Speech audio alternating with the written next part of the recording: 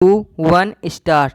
Sudan's decision to outlaw the practice of female genital mutilation is a landmark victory for women's rights in a country that is still in a transition from dictatorship to democracy.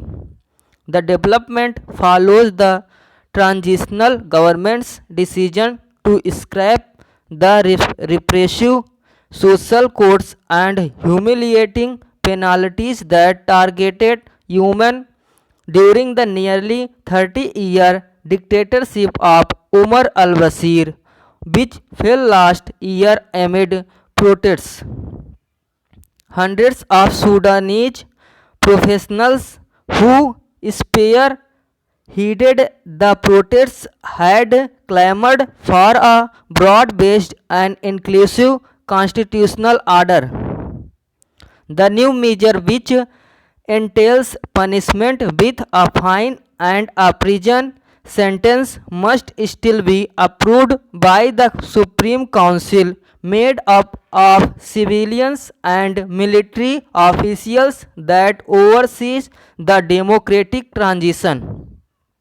The government's decision builds on the curve already in place in a number of provinces, although enforcement has been a concern. The UN estimates that some 87% of Sudanese women have had their external genitalia removed on non-medical grounds during childhood, leaving them with lifelong emotional and physical injuries. While the latest measure has been widely welcomed, campaigners remain cautious about a shift in attitude against this custom regarded as crucial prior to matrimony. According to the UN, over 20 million women in several African countries, including Sudan, Egypt, Nigeria, Djibouti, and Senegal, and some in Asia, have been subject to this brutal social custom. While there is ongoing research to rectify the damage, WHO is somewhat skeptical about the effectiveness of recent reconstruction surgeries. The prevailing scenario thus underscores the need for stronger campaigns and bold actions to stop this social scourge.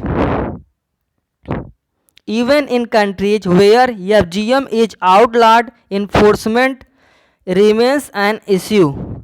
In Egypt's from FGM trial in 2014, 6 years after Cairo claimed a ban, the doctor who had carried out the procedure as well as the father of the deceased girl were acquitted despite incriminating forensic evidence. In Somalia, the country with the highest prevalence rate but no legal ban, the death of a girl in 2018 after a similar procedure led to the first prosecution in such incidents. In Uganda, reports last year of some 30 cases of mutilation within a month shed light on the government's uphill task to back existing legislation with vigorous awareness campaigns. In Kenya, where the practice was criminalized in 2011, the government strategy last year requiring girls to be tested for circumcision raised concerns of victimization and privacy violation. These practices suggest that legislation alone may not stop this practice that has deep cultural roots. The government has to eradicate it.